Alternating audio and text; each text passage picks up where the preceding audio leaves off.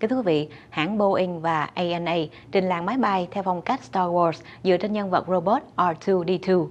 Tin từ Everest, Washington, máy bay Star Wars đầu tiên trên thế giới, hãng hàng không All Nippon Airways ANA, hãng hàng không lớn nhất Nhật Bản, cùng nhà sản xuất máy bay khổng lồ Boeing vừa tung ra chiếc máy bay phản lực mang số hiệu R2-D2 ANA. Đây là một trong 3 chiếc máy bay mang biểu tượng Star Wars sẽ phục vụ trên các đường bay quốc tế của hãng trong mùa thu này. Màu sơn trên chiếc máy bay Boeing 7897 Dreamliner được lấy cảm hứng từ các droid R2-D2, người phục vụ cho Anakin Skywalker và Luke trong loạt phim Star Wars. Nó sẽ phục vụ du khách ở đường bay Tokyo-Vancouver. Chiếc máy bay phản lực này gồm 215 ghế ngồi và sẽ phục vụ vào ngày 18 tháng 10 năm 2015.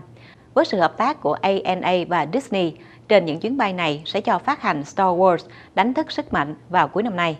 Hành khách cũng có thể xem một loạt 6 phần trước của bộ phim này từ chính chỗ ngồi của mình. Đây là lần đầu tiên bộ phim được trình chiếu như một hình thức giải trí trên máy bay.